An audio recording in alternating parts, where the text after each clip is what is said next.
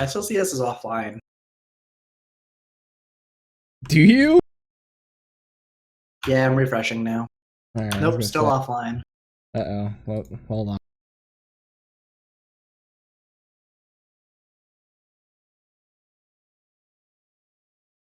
Oh, I clearly have internet. No, I'm live. My show's live.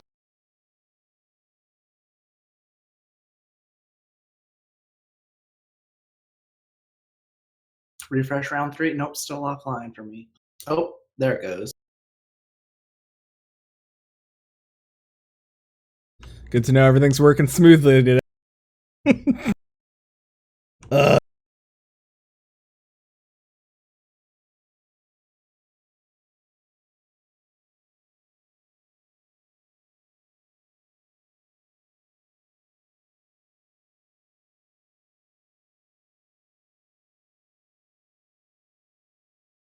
Are you recording pre-show again? Yes. Wait, no. Thank God. You said something. I was gonna say, because if you are, I'm gonna start watching what I say. If not, then, well, we can be more free flow. I mean, I don't put the audio up of our pre-show. No, but there's just things that in general I'd prefer you not to have recorded voice clips of me saying. Oh, just in case you run for Canadian government. No, because I know they'll eventually hit the soundboard if I do. Oh, that's not cool.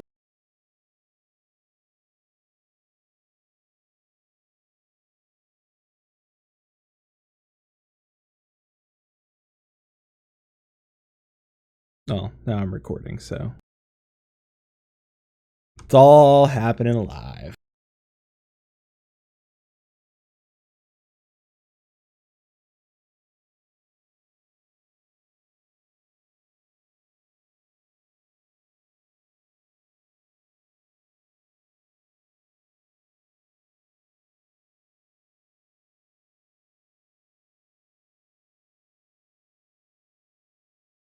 I know people are gonna be. Yeah, El Chorzone in chat. Don't edit yourself.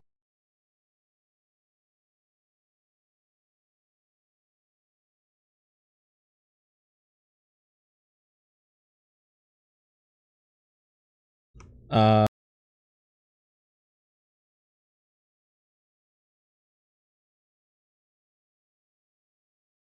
this is pre-show. This is it.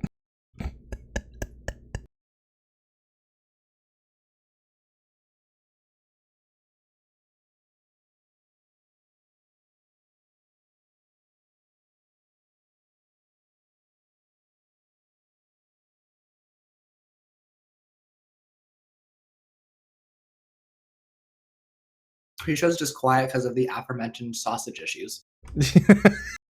Well, now I got you recorded saying sausage issues. So. I really don't know where you're gonna go with that, but if you can take that somewhere, by all means, have fun. All right.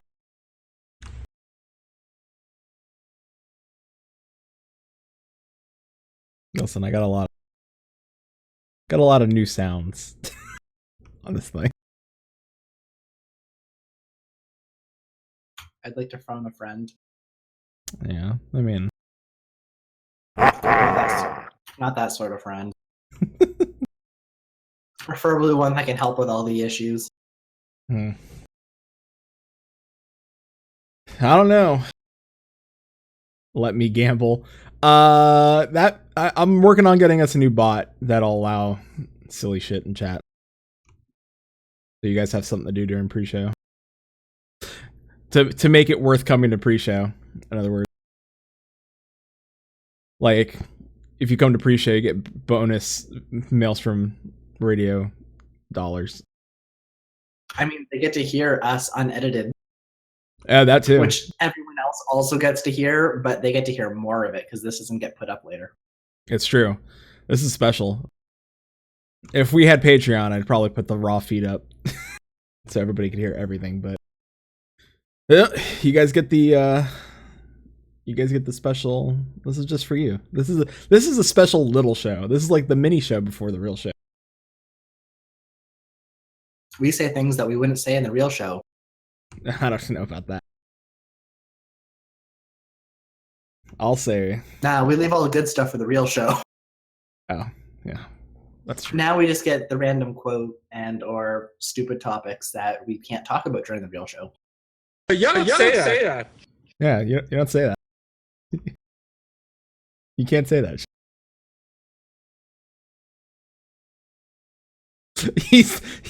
I know he's currently eating his dinner, but he's also face palming.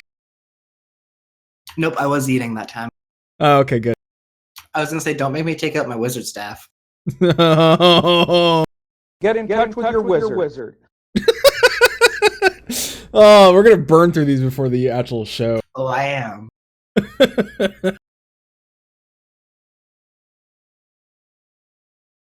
We have definitely some of the best sounds on the board. Praise Lava Scorpion. That's not on the board yet. I can get it on the board if you want. I think we need a recording of Chili saying Praise Lava Scorpion for that, though. That's the you can only proper way to do it. Chili, send me a recording of you saying Praise Lava Scorpion. I'll throw it on the board. Otherwise, I'll have to go through like an episode of us or... Don't type it out. This doesn't help. We'll just get Microsoft Sam to have Chili read it out. Oh, like text to sound and just be super like Praise Lava Scorpion. It'll be really robot. He'll just say Real Chili says. Real Chili says Praise Lava Scorpion. Exactly, right? All right. Oh, are your sound bites broken on stream? Is it? The sound bites are doubling up on themselves. Oh. Let's do... You broke it. See, this is why we have pre-show, so y'all can... Thanks. So you can figure out all the stuff that we break. Yeah, let's test it real quick. Final Fantasy. You should only hear it once. I gotta mute one thing on one side and not mute things on other things. There's a lot going on over here. It's like the fucking Enterprise.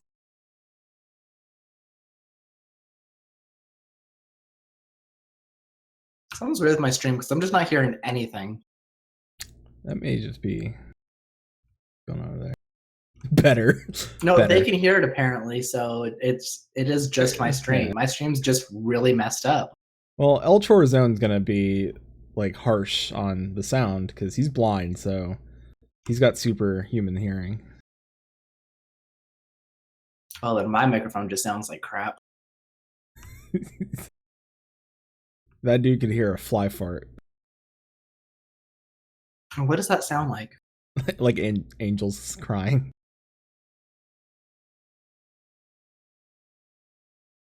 My audio died too. Oh god. Please no.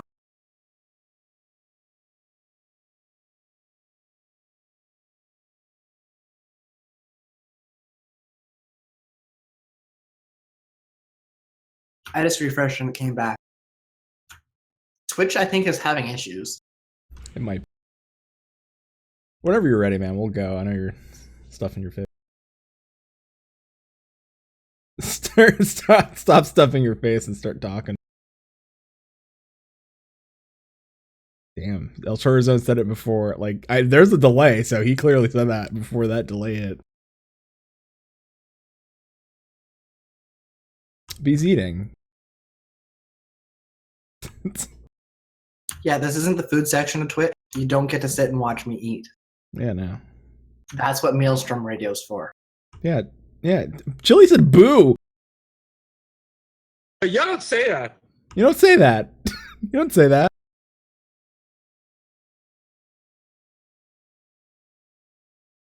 All right, are we ready? Yeah. I should probably turn the video back on. It's maybe probably helpful to have me on camera here. Yeah, let's hope it put you right in place. All right, I'm muting you. Unmuting that. Muting this, unmuting that. Taking a sip of drink.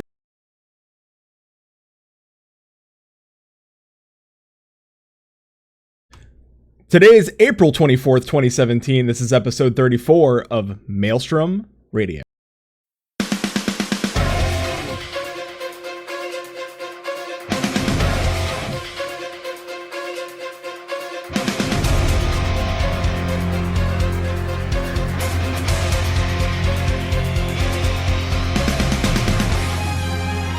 Maelstrom Radio.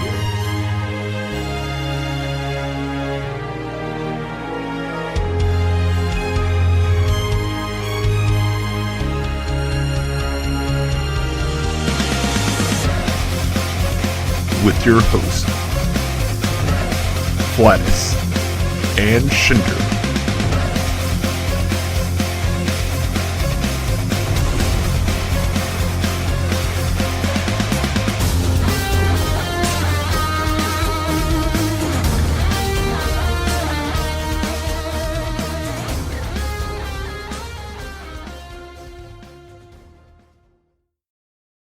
And welcome everybody to Maelstrom Radio. My name is Flatus. With me, this host.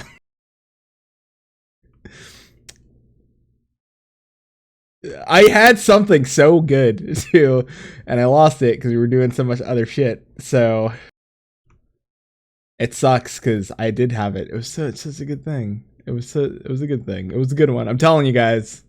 You don't believe me? It was solid. It was so good. So, oh, no, we did that one already. So, oh god. People are gonna be mad now. They're like, I expected dumb jokes at the beginning of the show.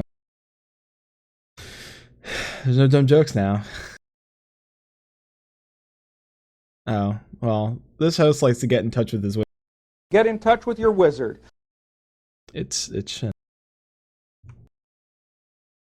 You know what's sad? I think I had you fucked up and muted like on the stream and not like muted to me. So good, let's do that again. Hi, this is Maelstrom Radio. This is Shin. He wants to touch your wizard. Get in touch with your wizard. There you go. I don't know, you keep messing up the audio. You might be the one who has to get in touch with your inner wizard. Yeah. Or just get in touch with any wizard. No, because I'm over here doing. That it's a whole new world out there. These kids are talking in terms we don't understand. They're in front of their video boards. I'm in front of my video board. That's where I'm at. You kids just don't understand these things. Yeah. Well, we're here to talk about one and one game. Final Fantasy. Final Fantasy. I told you not to blow all of these in one swoop. I'm not fucking good. I can't help it. All right, look, listen. All right, well, you were eating dinner. You had sausage that you grilled. Looked delicious. I have a Fruit Loop milkshake, which is delicious. Fruit Loop milkshake. This sounds amazing. It's so good. It's so. Once it hits your lips, it's so good. It's so good. I'll stop.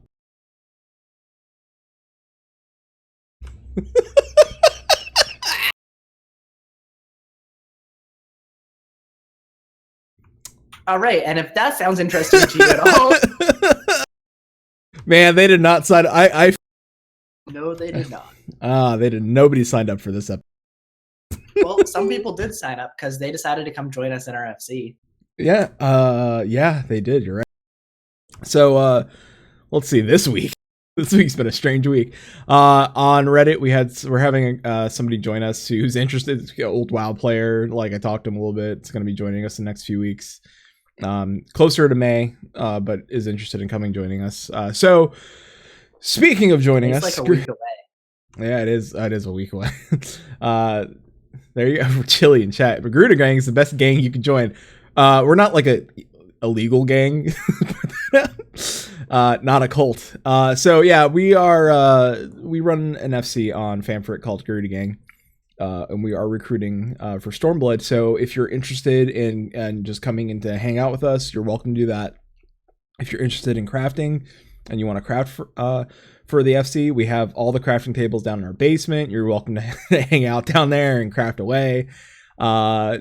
And we're looking to get a FC static and run content. We're probably about mid-core raiders. I'm not going to say that we're hardcore raiders, but if we push content, we find it easy. Don't shake your head now. I said we're starting a static. But we're not hardcore raiders. Oh, we're not. But I mean, if we find the content, we can push through it. Then we'll keep going as hard, until we find we just can't do it. We cry a little. We try to go hardcore on an extremely tight time budget. I don't know. I don't know what that is. I don't know what that is. Listen, I have a special laugh on the soundboard. I will not use it until one of us says a bad joke. That bad joke has not come yet. So It's not a very high bar to hit. So it's not. We keep the bar real low here. So speaking of our FC, we actually have two of our FC members getting married in game. They're actually married in real life, but they've been leveling. They actually like pushed to 50 so they can get married in the game. Naif and Severin. I think I'm saying her name wrong. Is it Naif or Knife or Neffy? You wanna help me out here? Severin I got. Like that one I nailed. I don't know how you AIF. you'd probably have to Ace? ask her. Naif.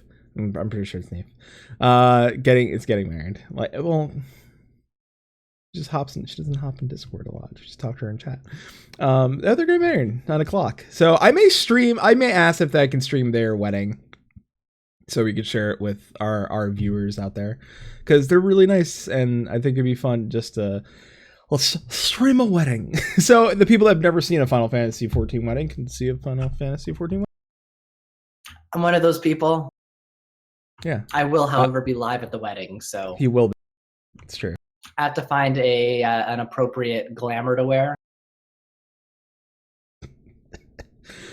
Yeah, it's true. Carrie's bought in suits for every wedding he's attended on a certain. Our former co-host will buy a new suit for every wedding. I think he's got like a suit collection. Super best friend streamed my wedding. We're your best friends. We weren't there. And then El Chorazone says, "I've never seen a Final Fantasy wedding."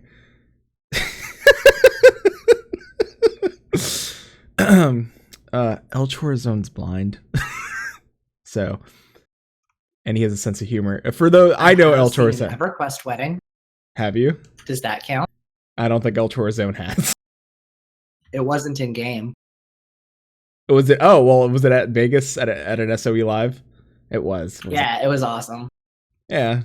So there you go. If you've never been to an in-game MMO wedding, you're about to go do one. And if you've ever been to a real-life MMO wedding, write us in, tell us about it, show at maelstromradio.com. Let us know. I'm interested. I want to know if anybody that listens to the show, if you've had any sort of MMO themed wedding, let us know. There may be somebody out there listening that got married. So let's go ahead and hit up some news. The final what, man?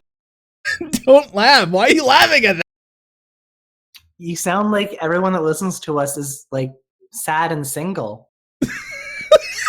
I know our demographic. Well, Not very nice. Just lost all of our viewership. I apologize. I'm sorry. I like you guys. If anybody's sad and single, it's the guy drinking the Fruit Loop milkshake.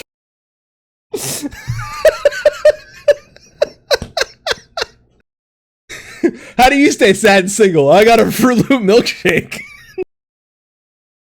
That's how it happens. That's all you need in life. That's all you need. Oh, fan kit updated. I need something stronger than this. The fan kit updated with a couple of Stormblood promo screens. So the Stormblood poster that we saw at FanFest, or we've seen on some of the promotional stuff, is up there, and then just a black screen that says Stormblood is up as well. You can get that, of course, on your phone, your desktop, and all the other lovely things. The data relocation is happening, and it's happening. It's not. Wait, what? It's not. I'm trying to get the dates on it. If you can get that for me, why? Aether Primal are going to be done from on Monday, May 15th through Wednesday, May 17th. It'll be down for 48 hours in total. Since it's 1 day longer than the normal downtime, they are reimbursing all players with 1 game of subscription time. For everyone who says, why are they only giving us 1 day? It's because downtime's usually 1 day long, so this is 1 day extra. It's nothing special. Yeah. For those on the smaller servers, that's Elemental, Gaia, Mana, and Chaos data centers. They'll be down from Tuesday, May 16th through Wednesday, May 17th. That's now I was trying to do the math in my brain, right? Like I know our server is gonna be down 48 hours, but Elemental Gaia, Mana, Chaos data centers are down for only 24 hours. But they also get a free day. How'd that happen? How'd that? There might be some timing issues. Maybe. It's just saying. I'm just saying, like, now people have a legitimate reason to say, oh, hey, hold on. I can't play for 2 It could days. be that they just didn't factor, like, the Monday might be time that they have taken down for patch time as well. But they might use they might also use the patch time to transfer the servers for Ether and Primal. True. There's also the consideration that maybe our servers are, I don't know, old and grody. So they may take longer. Maybe they're on an older Big. pack. That too. Fat. Fat. As he says as he drinks his Fruit Loop milkshake. Hashtag Fruit Loop milkshake. Yeah, hashtag Fruit Loop milkshake. I'm not sponsored, but if Burger King wants to send me free Fruit Loop milkshakes, I'm down. How big is your yard? You got to watch out for that sort of thing. Yeah, where I just like they show up in a truck, and next thing I know, I got like coolers outside my house, which is nothing but Fruit Loop milkshakes. The free login campaign is going on. It started last week, but it's going on now until May 7th. You can log in now and get your free gratis 96 hours, but that timer starts as soon as you log in, and it's not like, okay, cool, I can log out and it stops the clock now. You 4 days from the time you log in. So that clock still starts counting down. So if I were you and you were me, I'd probably log in on start on a Friday night so you have the weekend to play through. Maybe if you want to just try to catch up and see what's going on. So that would probably be the time to do that. And speaking of this weekend, they're having a letter from the producer live 35. This Friday morning at 8 o'clock, 8 a.m. Eastern. That's going to be 5 a.m. Pacific. Am I right? Yeah. And so that's going to be in Japanese. This is not going to be one of the letters where we have a translation. But knowing the community, we'll probably get a translation from Marco over at Gamerscape. And then Mr. Happy will probably have a translation up as well. Next week, our show, we don't know if we probably won't be here Monday because Shin is going to be out. I don't know if I will have it just a fill-in for Shin that day or if we'll just move the day of recording so Shin and I can talk about what happens on that live letter. So You I could don't just know. put up a picture of a Fruit Loop milkshake and talk to yourself for an hour. Just talk to myself for an hour and I just need to create I'll just go through all of our old episodes and create the Shin soundboard and just and then have you like berate me at one point and then make a bad, like we'll both make bad jokes and then I'll have you like just facepalm. Like I'll just have the picture of the Fruit Loop and just say like, why are you facepalming? And nobody will know the difference.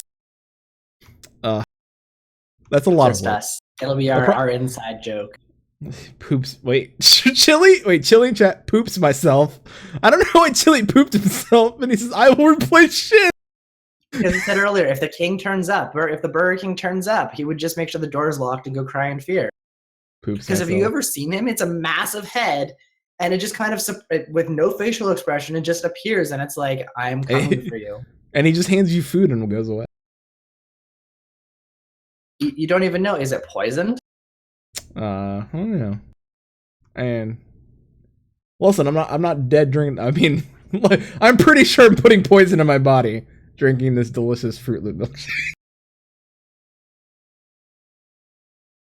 It tastes like Fruit Loops. Like exactly like Fruit Loops. And there's like a little bit of crunch from the cereal in there. It's so good. It's so good. I can't help it. It's an addiction. And in other gaming news, Gamerscape is back up. They have put up what they have for their 3.0 implementation, although some data has been lost.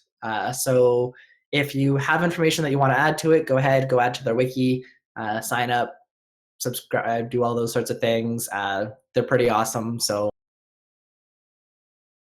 Yeah, and if you had an account there before the incident, definitely make sure you check your passwords, change them, rotate them. You should probably be doing that anyways, but just in case, always a good idea to do. Yeah. So there's that.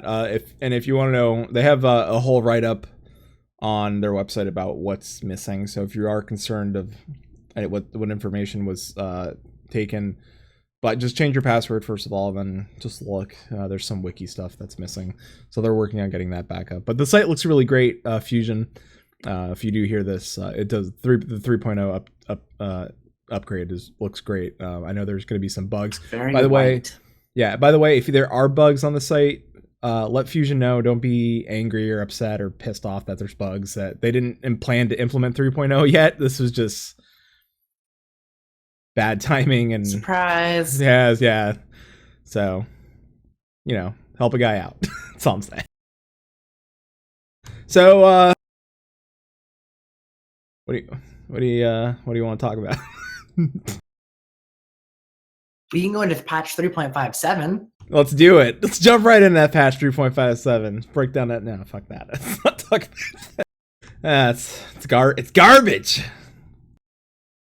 Oh, So last week we mentioned this briefly in our show notes because we didn't really have time to talk about it in that episode. But this week we decided to bring it back, and there was an interview probably about a week and a half ago that Mr. Happy put out that he did with Yoshida. And there was a lot of good, interesting points in that, and I think we pulled out a few of them in particular that resonated more or less. Yep. Sorry, I was going to type people. Have I told you about the Fruit Loop?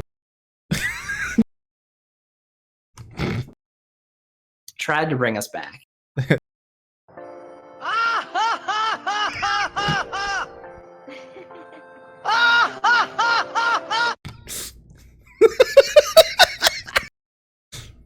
For everybody that's played Final Fantasy, bring that into this. The Titus laugh from Final Fantasy X.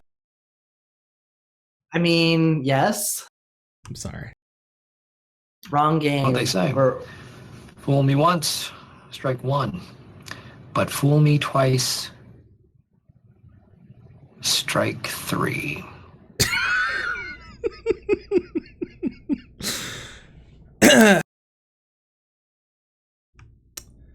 Welcome to episode 34 of Maelstrom Radio, where we had a couple of high points and then we hit a lot of low points. I wonder who's checked out at this point. If you've not checked out, listen, you can't check out. You're here to the end. You're here to the end. That might be debatable. Yeah, no, maybe we can check chat real quick. Who still, let's see, Elchor Zone, Kane, Thorbreaker still here and Real Chilly. I would like to point out Klaus isn't here, but I'm not sure. I don't think Klaus is probably drinking a delicious, Doing better things with his time. milkshake. Come on, Jilly. It's hashtag Fruit Loop milkshake. All right. Yeah, it's hashtag Fruit Loop milkshake. Welcome to Hotel Maelstrom. You can enter anytime you like, but you can never leave. Is it like Hotel California? No, it's much worse. Oh my God. All right, let's talk. All right, so we did pull some points from these the interviews, things that we think that should be discussed a little bit more. One, because I think this first one's a good point. So Shin, would you like to... let's bring this conversation back to Final Fantasy 15 or Final Fantasy 14. So in World of Warcraft, the mythic. I'm sorry. So in World of Warcraft, which is of course lots to do with Final Fantasy. Let's bring this back to Final Fantasy, World of Warcraft. Exactly, right? In World of Warcraft, the Mythic Plus system gives standard dungeons more replayability. If you're unfamiliar, it allows players to rerun dungeons with more difficult enemies and random modifiers, such as more health or spawning more enemies in exchange for more powerful loot. Would you ever consider adding similar systems to Final Fantasy XIV? If not, would you give players more options to modify their dungeon or raid experience, similar to a minimum item level or unsynced dungeons? Yoshida answered that with that they're currently exploring ways to add challenges for players by increasing available play options with additional rewards for playing with limitations, such as with a set minimum item level, or perhaps utilizing the unseen dungeon function. They've currently wrapped up the 4.0 related tasks, and implementation of other ideas would have to take place during the 4.x series, so sometime after 4.0. They are, however, thinking of adding in mechanics that will add new layers of enjoyment for players through the existing dungeon system, though. First, that they've talked up, and they have mentioned this in the past, would be something like challenging yourself to completing a dungeon with your adventurer squadron, which they released a few patches ago. I mean, I just ranked up this week, so I'm ready. I'm ready to go. Honestly, I haven't really used my squadron a whole lot. I managed to get my complete my rank up so that I could have my my Grand Company rank, and then I just stopped doing it. I sent them out on a mission, and I haven't been back since. So I'm not really sure. It was an interesting side system, but it really didn't capture any of my attention. It was just one more thing that I did. And now that it's done, I don't see any real purpose for it. Even adding this, this would be really interesting, but it also sounds like it could kind of push this game towards more of a single player experience. Whereas I feel that having the basically forced grouping experience from the beginning throughout the entire game to be really, really helpful with bringing the community together. Like if you just played this as a solo game from 1 through 60, I don't think you'd get the same sort of experience. And while some people would probably enjoy that more, I think overall it would be detrimental to the community. It would. I think you and I have said it before that MMOs are massively multiplayer online experiences for a reason. Like you want to interact with people. And to be honest, like you play any MMO by yourself, I can understand having some times where you're just like you want to just chill and do your thing for a little bit, but eventually like you end up running content with people because it is fun. Like it is fun interacting with others and joking around, and you're not going to get that sort of interaction if you're just running with NPCs or in the dungeon. They're just like just screaming, and you're just like, yeah, this I wish I was talking jokes with people and not my NPC friends. And then you start having relationships with your NPCs, and then you're not going to work because you want to see your waifu or husbando and run dungeons. Wait, what? What's going on? Are you mixing up your squad with Too what's deep? her face? Too deep? Which one? Slowy. Wait, what? Oh, Slowy? Yeah, the one where you build up their relations with the NPCs. Oh. No. Maybe you can build up with relations with NPCs, and then they can become part of your squad. No, I was saying that people would have unhealthy relationships with NPCs. Like they have like I don't know, some Makode. Like they do. Like I don't know if that's a jab at the All right, good. I thought you were taking a jab at the role players in the world. I was like, no. Let's not piss them off. How dare you? My love for Tataru is pure. Chili, you know that's Pippin's lady. Yeah, first of all, I'm sorry. I think Pippin's got dibs, but I don't know if any love for Lalafels can be considered pure. Well, actually, it's not Pippin. It's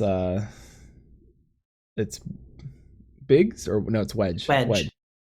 It's Wedge, but come on, you're not going to fight you. You're not going to tell me. You're not going to tell me Pippin's not outside someplace chopping wood with his little nipple shirt thing going on there, and he's just, and with his long flowing locks, and Wedge is like a little nerd, and Pippin's swinging a mighty axe. Hunter is outside gathering cloth to make clothes, and she just sees Pippin just glistening from the sweat dripping down his little Lala body. She's like, oh my. This turned into a completely different podcast.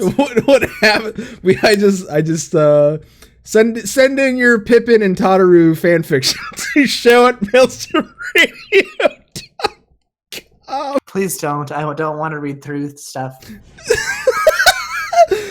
Oh god, the fanfiction. Fan right. fiction I can deal. So yeah, no, I all right. It's for real though. Like, I'm sorry. Honestly though, the challenges sound great. That part I like. I like the idea of like using minimum eye level, using maybe pushing through a mechanic or doing like we said this before, like having achievements or somehow using the difficulty to push things for reward is great. It energizes people to continually to do your content. Now, adding the NPC part of it, that hurts that, because you're gonna have people just that are never gonna agree with anybody.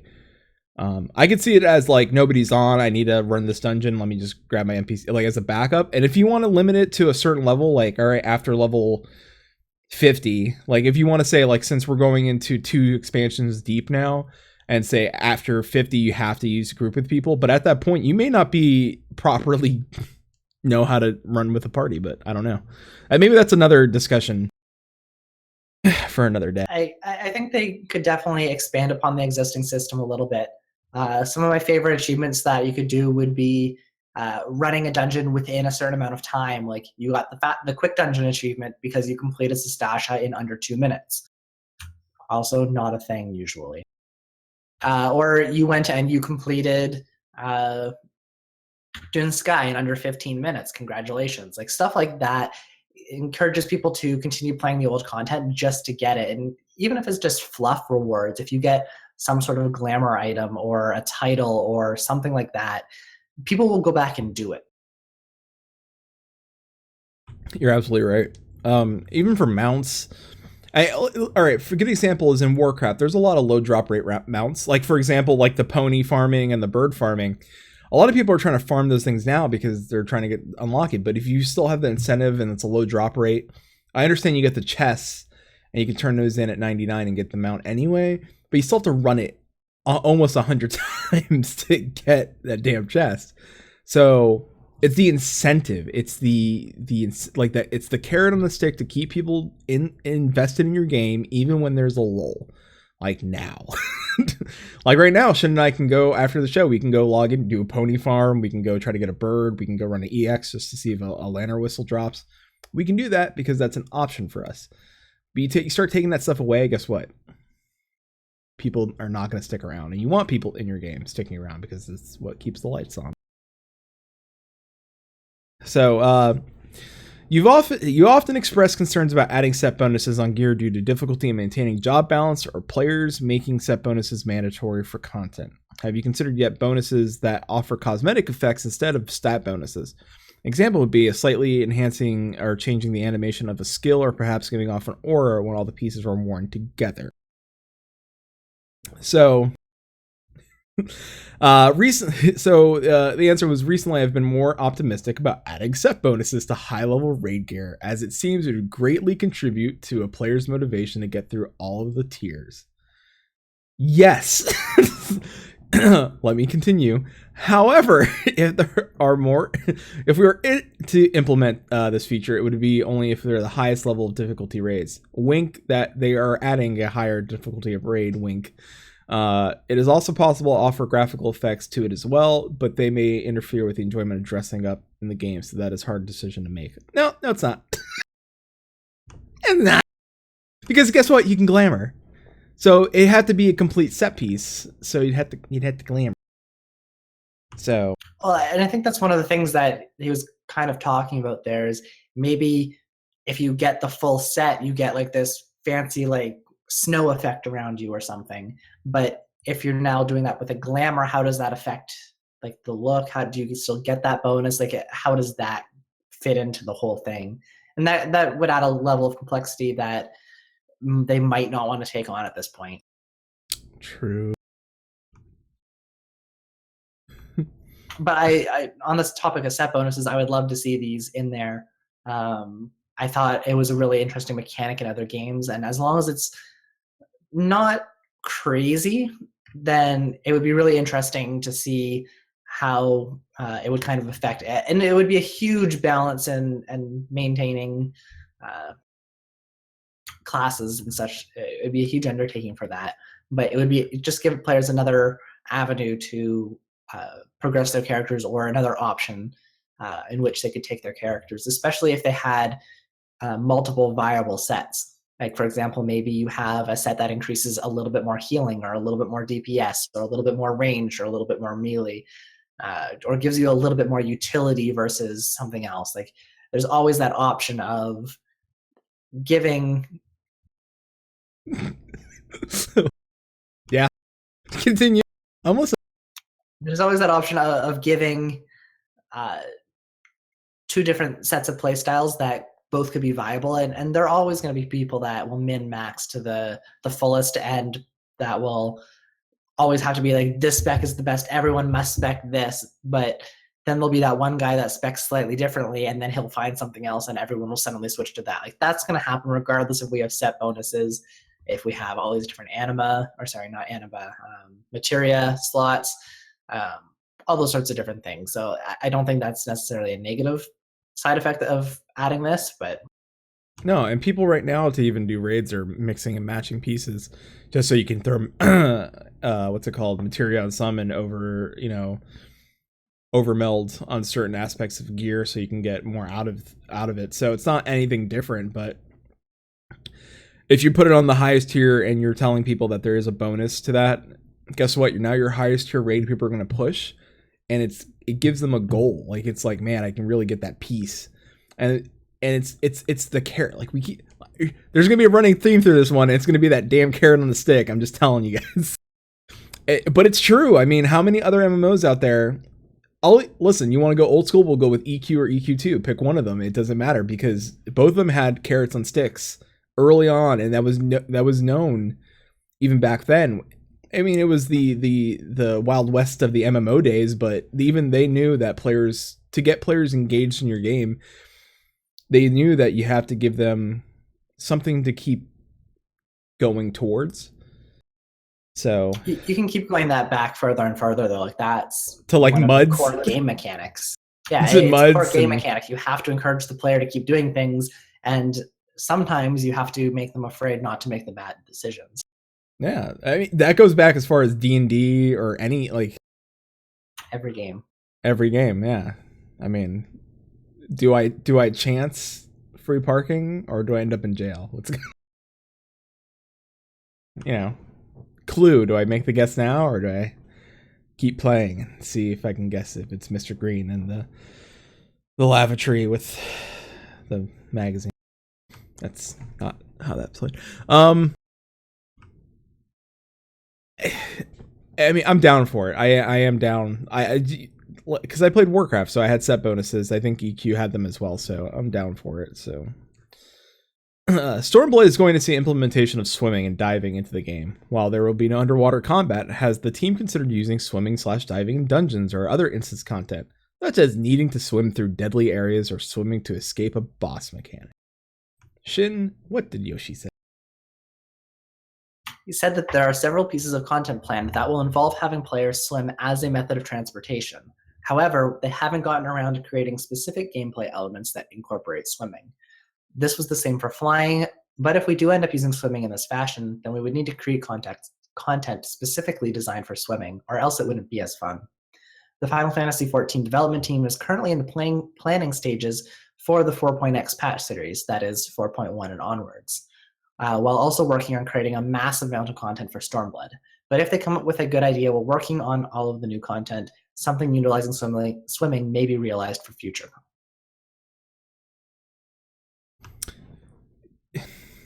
Yeah. I mean, we're not going to see it out the gate, but do you think that's something they can implement 4.2, 4.3 onward to the end? Like, even in something like, let's say, a Palace of the Dead type situation where, like we discussed, traveling between, we know there's that timer, but as it evolves, you think there's going to be some point where it's like like the puzzle one we said, like maybe there's puzzles we have to figure out, like maybe we have to dive underwater to figure out to unlock things and stuff like that. Do you think that would be a possibility?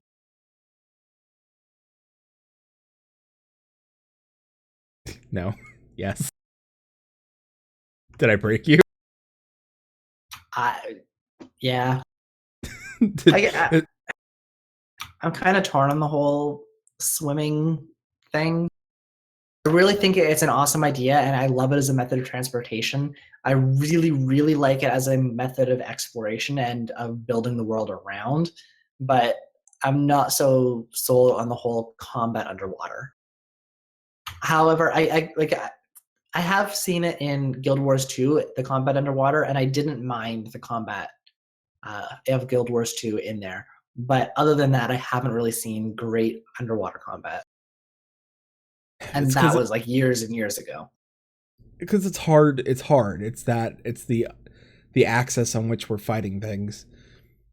So that makes it hard. Like in WoW, their answer was to make our character bound in, I can't remember the name because it's such a PTSD zone for me.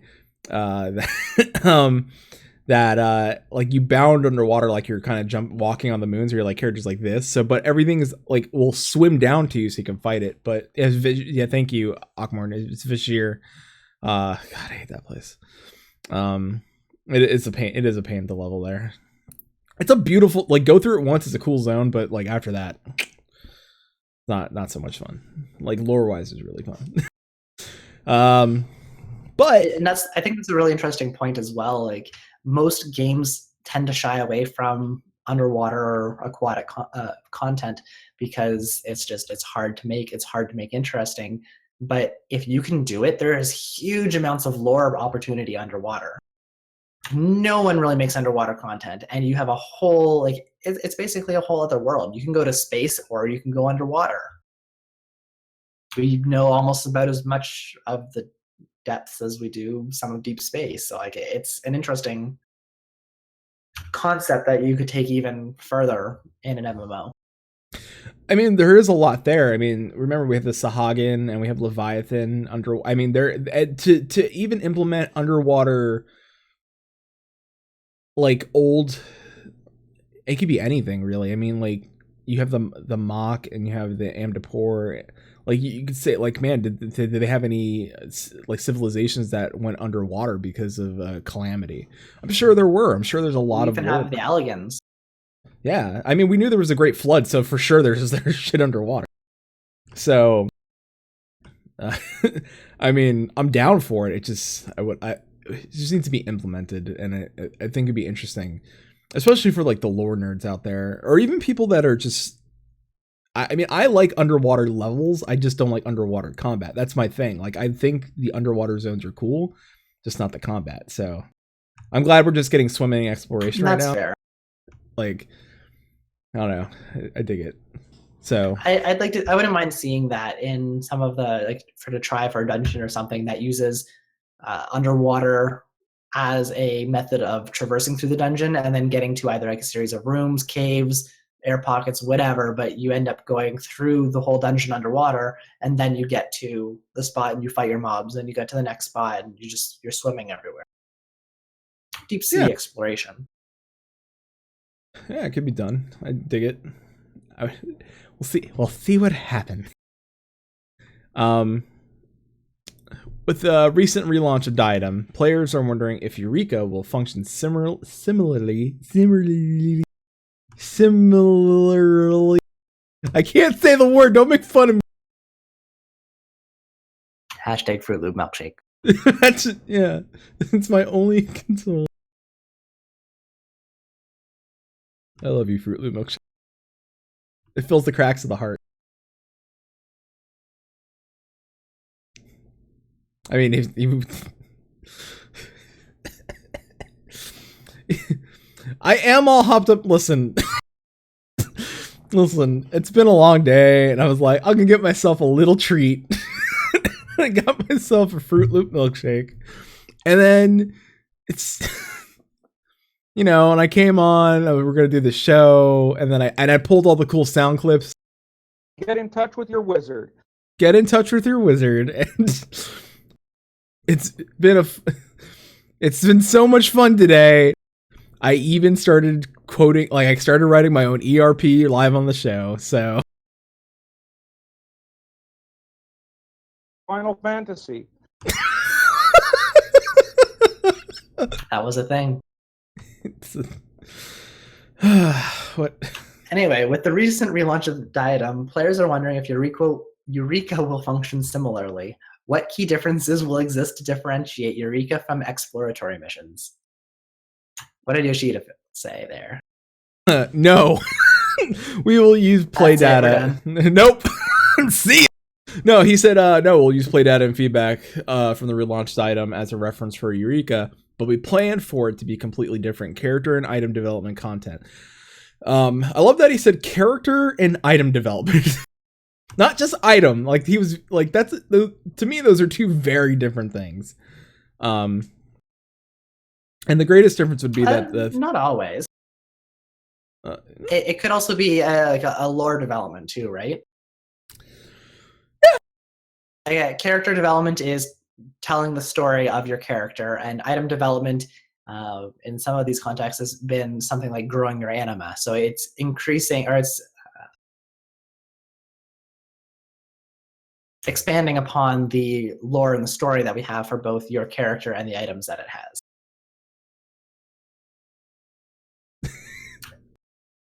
Uh-huh. I'm kind of terrified for our email inbox. For Brokeback Samal. No, just for the sheer amount of potential fan fictions that we're going to have to go through. Let's see. Tatara X Pippin, Tatara X Wedge, Pippin X Wedge. And Chili X Lava Scorpion. Oh, God.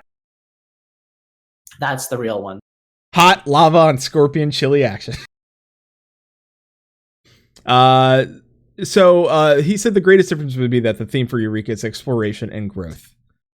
Everything else is still a secret. So, I mean, to me, that's awesome. Like that, I keep saying, like, I think Eureka is going to be the one thing for me that excites me so much about Stormblood is getting this zone that I can go and explore, and it's not just fates, and it's not just us running around and doing wacky killing shit, and like I want it to be interesting. I want it to be like, I don't know, like I want it to be like that explore, like that feel of like there should be like a zone where we can just go out and be like, let's spend 20-30, oh, we got like 40 minutes to kill, let's see what we can just like explore and find here in this world.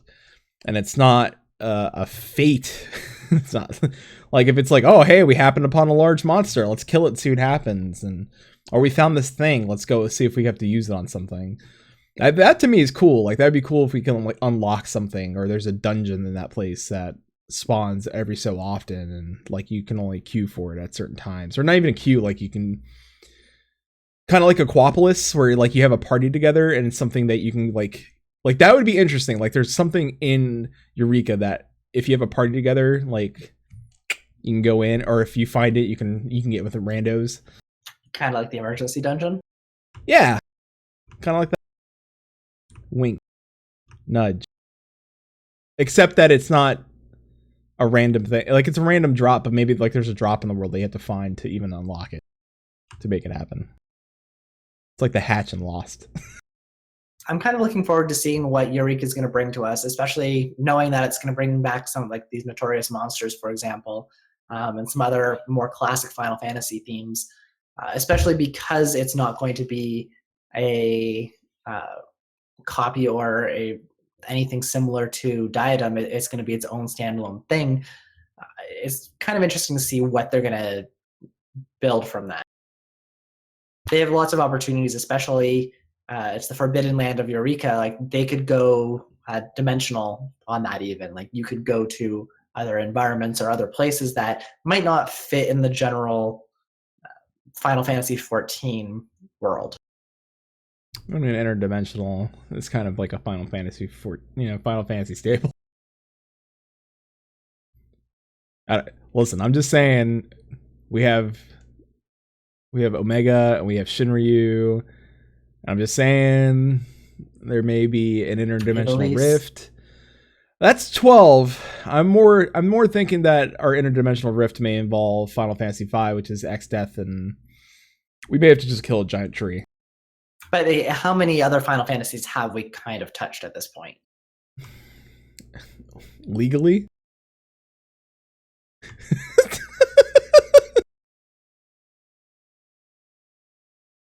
No. Get in Not touch really with sure your where wizard. that's going. Get in touch with your wizard. Yeah, there you go. I don't need No? a wizard.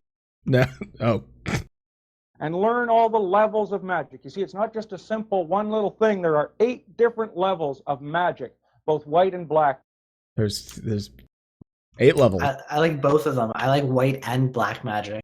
All 8 levels of them. Well, I'm confused because I've only gotten up to, I think, Medica 2 and Cure 3. So we got quite a ways to go before I get to that 8th level. Final Fantasy. I've never been so happy in my life to find a video. And that was the one to Great and find. not. It was so good. So we're going to wrap it up with one last question from a different interview here that was done with, I believe, Mog Talk did this interview. And the question that they posed to Yoshida was, throughout Heavensward, there have been lots of really great additions to the game. What was the biggest success in your mind with the Heavensward expansion that you hope to expand on with Stormblood? Verminion. I'm kidding. Content. Not funny. No, it's not. Content which you play at more casual level. I mean, tell me that's not describing Verminion. Such as Aquapolis and Deep Dungeon. He didn't say Verminion. Our game experiences that were never seen in Final Fantasy XIV before. And there are always many players playing these, so I believe they were great updates in the future. I would love to make content like these to show up again in a very new way in Stormblood.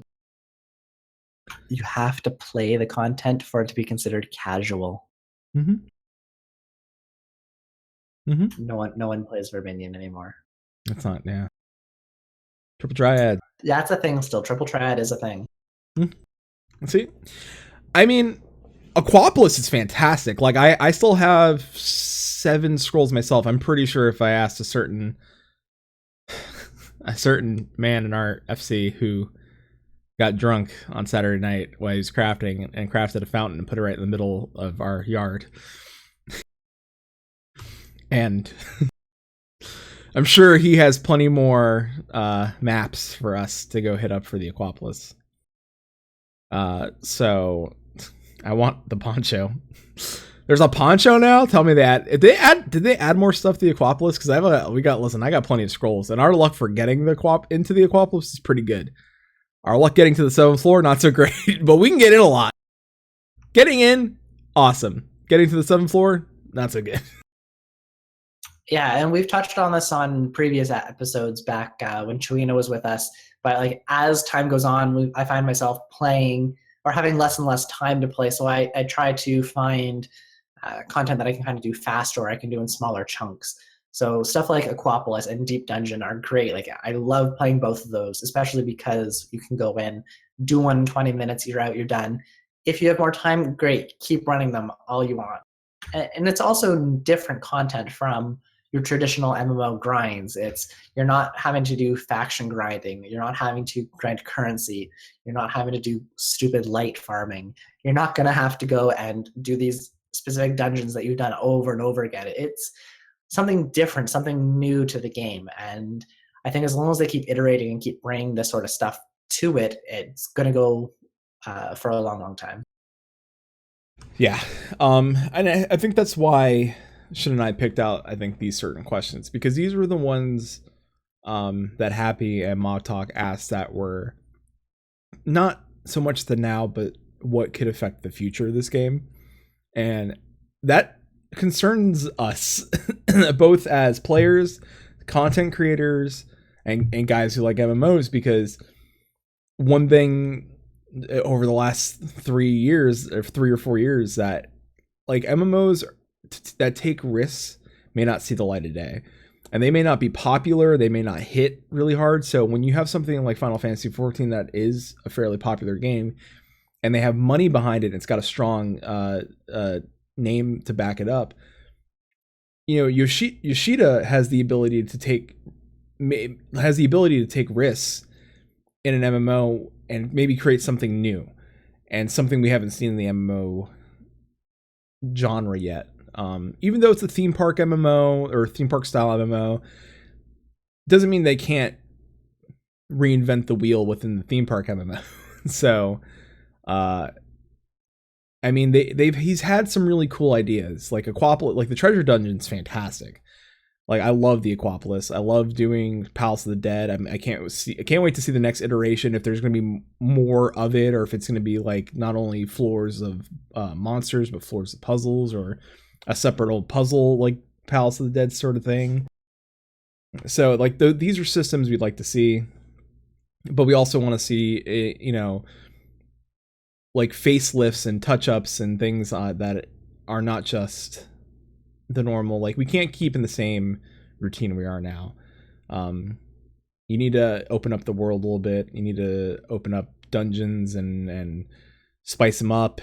You can't just play the same game every expansion, because it's going to eventually push people away. It's, you know, meat and potatoes is great, but you can't keep having meat and potatoes. And I think that it's part of the attraction of Final Fantasy. They do keep doing these things, and I don't know if this is a major cause by any means, but I think it probably does play into it a little bit, in that the main development core team, I think, is from Japan, where most of our traditional MMOs right now, at least the big ones that we see in North America, do have US-based teams.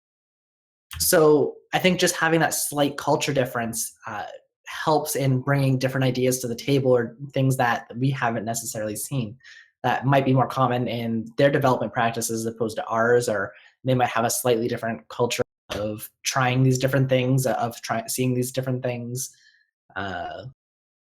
Even you see the same thing when you see some other Asian MMOs. They do have a very different play style from most of our Western MMOs, and a lot of times they don't do so well on this side of the ocean because of that. But every now and then there is a really big hit that does come over here, does fairly well. But Final Fantasy, I think, is just uniquely positioned in that aspect. I agree with you. I mean, and they're gonna have some tough competition coming up. There's other MMOs still trying to take on the trying. I'm not gonna say become the next World of Warcraft, but trying to take on new and interesting takes on what an MMO could be, like Ashes of Creation, for example, that is in part is looking at like taking apart the theme park MMO and adding some things we would have seen in EverQuest Next. So, you know, you got to keep your popularity up, because people, and Shin and I can attest to this, because we've seen more than our friends and people we knew from the EverQuest Next community when that was still rolling, how many people jumped from game to game. Like, it was like, it didn't matter. Like, if it was Warcraft, they were there for a month or two, and then they jumped to another MMO, or they jumped to this other game, or hey, like, there's another Kickstarter for this. Let's go throw money at it and see what we get. And they never stick with it. Like, nothing ever sticks because nothing pans out the way it's supposed to. So I think that's kind of the generation at this point, though. I don't think there really will ever be things that will satisfy those people. And some of them might settle down in various games, but there's nothing that, because of all that nostalgia, because of all of that, those old factors, nothing's going to kind of live up to the expectations. So we're going to kind of have that nomadic group that goes from game to game. And I think that's just going to be a thing going on now. And games aren't going to be these massive successive hits that EverQuest 1 and World of Warcraft were. They're going to find much smaller, more niche markets that has a much tighter community. And we can even see this in Final Fantasy. Our community is pretty small relative to things like Warcraft, but it's also a very tight-knit community in that we have a bunch of crowds. We have the role-playing crowd. We have raiders. We have crafters. We have all these sorts of things. We have people that put on player events. We have community meetups. We have all those sorts of things going on, which, yeah, you see that in the large games as well, but not necessarily to the same extent here. We have a much friendlier community, I guess is what I'm trying to say. We love you guys. Love you too much. So more or less than the milkshake. I mean, it's a lonely existence if it's just me and the milkshake. Let's be honest. Listen, my dating life is 0 right now, and all I have is this milkshake. So I probably have a better chance in the Final Fantasy community to meet a significant other than I do with this milkshake. Let's put it that way. If not, I just can continue writing ERP. Apparently. No. Might not. I mean, like, I feel so bad for our inbox. Also, by the way, can I time to try You're some beating our ERP? Never mind, beat me to it. See, look, listen. Dang, Ella's in role playing? What's going on? Let's go. Oh no, it's starting to go deep now, chat. It's starting to get real in there. Listen, I don't, we play it pretty fast and loose on the show, but please don't link any naughty photos in there. I don't want to ban people. Let's keep it sensual, not sexual in chat, okay, guys? Let's keep it. Well, that's about all I have for today. Oh no! Oh no! Fast and loose Do you have like any my more balls. thoughts before Before I didn't say that. He before it said goes that. any worse? Do you have anything else before it gets worse? Oh jeez. Final Fantasy. I don't know. I mean, Don't make me break out the white magic. okay. Need to clean up all that black magic. Get in touch with your wizard. All right. Let's. And if you want to get in touch with your wizard, Oh God. Listen. And maybe that's a show for us later to think about. Is maybe talking about like the how. wizard? No. that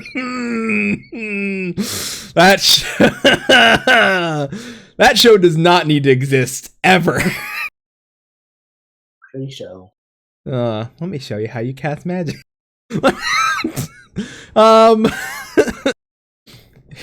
Here's 8 levels of magic, and I will show you how to cast it all. Both No. white and matte black. Okay. No. Oh no. No, what I was gonna say is that maybe the Nomad show, like the gamers that jump from place to place, maybe that'd be interesting. And why people stick with Final Fantasy XIV. I mean, clearly we have people from that generation of gamers who are here. I mean, do you think that, like, maybe that's a question we got to ask? Is the Final Fantasy form of expansion, or not expansions, but patches, enough time for people to do something? It gives them a couple weeks off. They can still stay stubbed and they can go try something else and then come back. And it gives them that, like, I mean, maybe Yoshida's been playing it like super smart. I don't know, like, but we'll find out. Maybe that's the question we got to ask ourselves later. But as for right now, I do want to say thank you. Otherwise, I have nothing else on these topics, because I'm pretty sure we may have not ruined the show. At least, if anything, this was our funniest show. We had a lot of fun. I don't know about you. I had a blast. I don't know. Listen, I think we all got milkshake talking. I don't know. Maybe there's a lot of sugar in that milkshake. I feel like we all got a little closer. We all got to know each other a little bit better today. But I won't disagree with. No, I want to thank everybody that's subbed recently to our podcast. We checked our numbers the other day, and it was a holy shit moment for both Shin and I. So I really do appreciate for everyone that's been sharing us and liking us and telling your friends to go check us out. It does mean a lot to both of us, because starting this last year, we're almost at 50 episodes. We may hit 50 episodes at our 1 year anniversary. I'm not sure if that's going to line up. Exactly. I don't think quite. Not quite. We but skipped too many weeks last year. we did. But I think us coming back, I don't think like going to FanFest really lit the fire under our asses to come back and do Maelstrom Radio, and it's been a hell of a blast. I mean, I enjoy doing this every Monday night, and growing the show. So I really do appreciate it. I'm gonna do our show promotion real quick. So you can find us here every 8 p.m. Eastern, 5 Pacific. You could all of our shows are recorded, and you can catch them later on iTunes, Google Play, and Stitcher. If you catch us on Stitcher, give us a thumbs up and share it on your social media. If you're on Google Play or iTunes, please leave us a rating and a review. Let us know how we're doing. If you listen to the show and you want us to help us continue getting better, listen, like, hey, soundboard's got to go, or please stay focused on your content and don't make so many jokes. Just let us know what we're doing right and what we're doing wrong, and we will work on it. I can say that at least about Shin and I, that we do bust our ass and try to make it the best quality show that we can. You can find us at maelstromradio.com. That's our blog where you can find all of our show and listen to it. And maybe one day we'll write something there. Maybe not. I don't know. You can also email the show at show@maelstromradio.com. So if you have any questions for the show, if you have show ideas, if you are somebody that you think may have an interesting topic that you think we'd like to discuss, or a question you even ask us, you can send it there. And if you somehow have some sort of, apparently I said it earlier, so I'll say it again, I guess if you have some sort of fanfic to send us, I guess I'll read it on the show. Keep it sensual, not sexual. Get some fireside chat time going. Yeah, I mean, listen, we got enough of them. I'll make a show about it. So, like, crack your knuckles and get to writing. So, see what happens with that. You find us on Twitter at Maelstrom_radio. You can find us at Facebook.com/Maelstrom Radio. You can find us on Twitch. That's where you're watching us live here. If you're with us live in chat, that's twitch.tv/Maelstrom Radio. Shin, do you have anything else for tonight? Praise Lava Scorpion. That's all you got? That's all I got. Get Always. in touch with your wizard. All right. Let me go ahead and do this and one of these and do one of these and one of thises. So I can do this. Thank you again. I appreciate everybody that came out and joined us for live, because I know it's a Monday and it's hard. Not loading, but it's loading. Elchor Zone, Kane Thoroughbreaker, Real Chili, Ockmorn, Remix Sakura. No, we have some other. We have Heaven's Oblivion, Chris the Abject. And if I missed anybody, I really do apologize. But thank you all for showing up. And remember, next Monday, we won't be here, but we'll probably make it up. So, for Shinter, I'm Flatus. Till C swallows all, keep listening.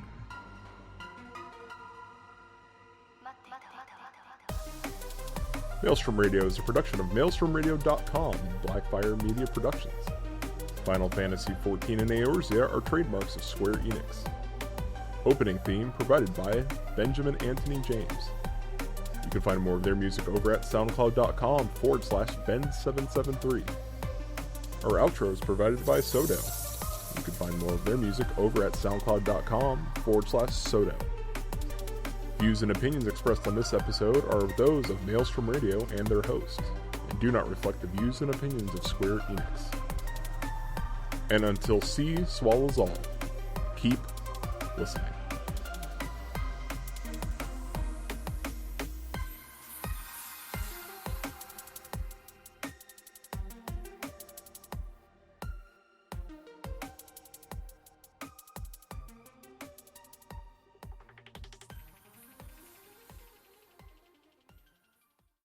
Get in touch with your wizard.